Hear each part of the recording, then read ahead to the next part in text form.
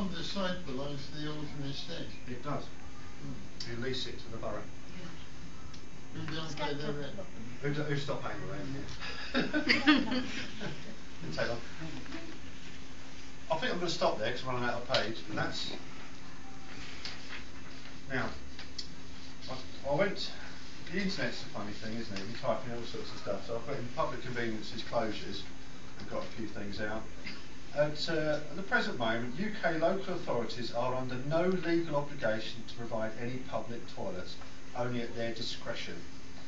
Similarly, cafes, shops... Their convenience. Convenience. I was dreading this.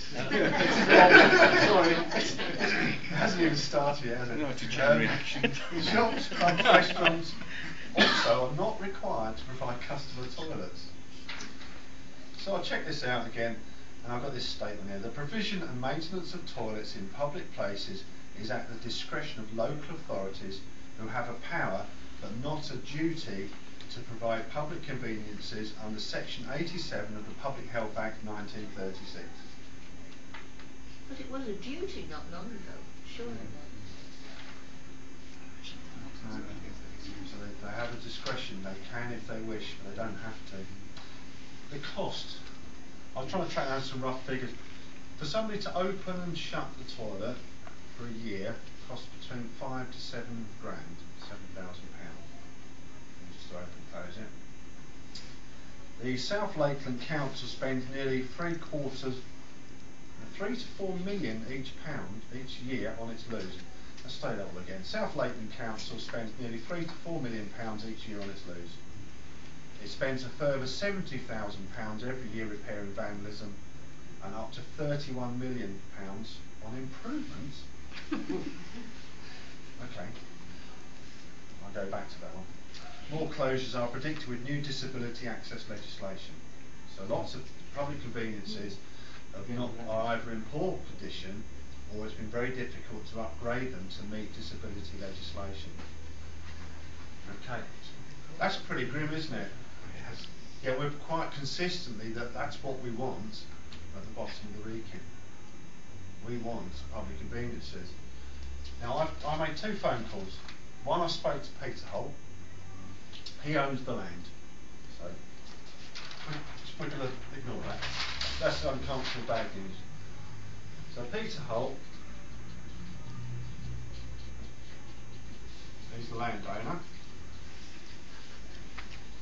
And I spoke to a guy called Alan Fox, who's the manager in the Asset and Property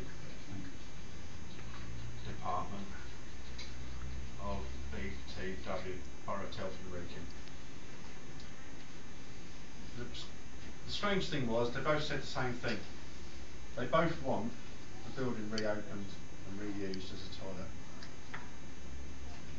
Now, Peter, yes, owns the land, takes the rent from it. And in the course of the conversation, he said, well, what do you want to do with it? I said, well, it'd be nice to have another toilet again. Maybe it'd be nice to use the building in a more imaginative way, not just as a toilet. And he said, yeah, we could do this and we could do that. I said, well, what about if we cut the trees down around it? Yeah. So Peter's quite open to any sort of proposals and discussion. What I had to do with Alan is I left a message saying, I want to talk about the Wrekin toilet. I know you're not in, but can you give us a bell? And I thought, and he didn't reply to me. So I rang him back. I said, I want your building. I want to reuse your building, please. And he rang me. And we had a nice little chat. I said, I'm going to go public this evening. I'm going to tell people that you said the borough would like a toilet at the bottom of the hill. And he said, all right then. So tomorrow I'm going to ring him and tell him that I've told everybody. Now, we had loads of negatives here, and we need to address each of the negatives. We need to go to each of these negatives and say, how do we take this existing building, which is actually in reasonable condition, there's nothing wrong with the structure of the building, there's things wrong with the site and the location that we can change, there's things about the internal design. I'm sure somebody, entrepreneurial spirit somewhere, has designed a toilet that would last longer than 2 weeks. It must be something. So what I'd like us to do really is that we just gather. So these guys are saying yes. Yeah. That's interesting. Alan, you mentioned what was it? Split responsibility. One of the solutions for a problem like this is actually to form a partnership. Is to work with people. Little Wenlock Parish Council were offered the toilets, like many other parish councils up and down the country have been offered their local public conveniences by their borough councils. Now I'm talking from Totnes, Reading, somewhere in Suffolk, somewhere in Bedfordshire. There's endless examples, and each parish council in every case has gone, can't afford it. So Little Wenlock can't, but they do have the will. They would like to see it reopened. Have you got any more of that blue tag, Steve? No. You pinch it off the banner. Sure. Yeah. We've all seen it now.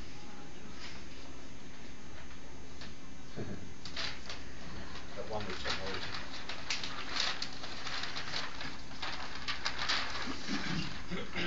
Would it help if you were able to say Yeah. to your mole within the council that a public meeting held tonight unanimously supported? Yeah. Who's in favour? Anyone against? You can say. Okay. That's what we do then. What we need though is an idea. We need an idea. We've got a building, we have a location, we have two thank you, George. We have two important people in this new relationship who are saying yes, we want to move ahead. Go on. Well, we're not the first people to have this problem. No.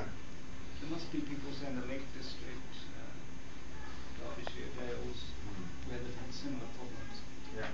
And there must be people who've designed an almost standard-proof loo. Yeah. So I would have thought, first of all, you've got to form a partnership, Yeah. in principle.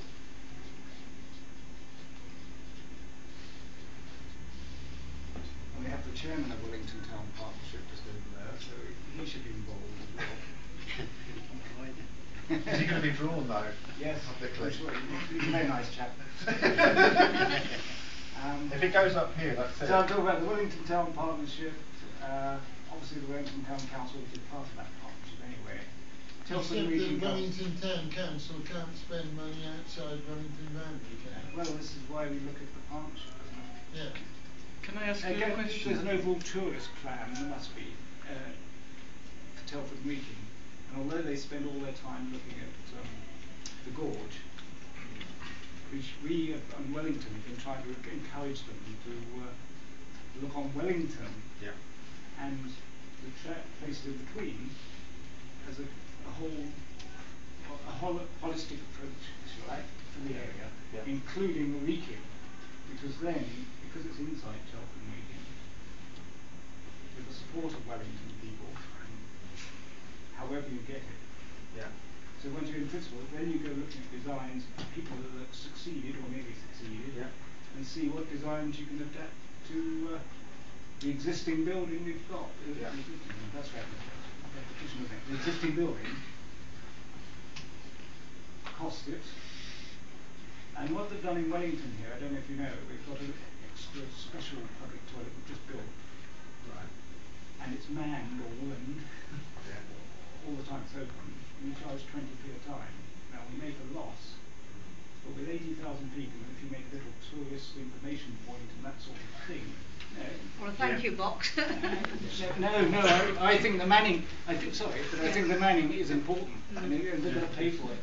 And I believe people will pay, and don't think 20p is expensive if the toilet's neat and tidy and clean all the time. On one of the places I went to, the British Toilet Association, one of their top toilets in the country is in Welshpool, and it's 20p a go. Well, they would take euros as well.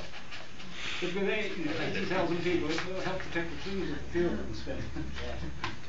There are lots of sort of log cabins in North Wales where they have toilets and a little shop that just sells a hot drink and a sandwich and a postcard or something. And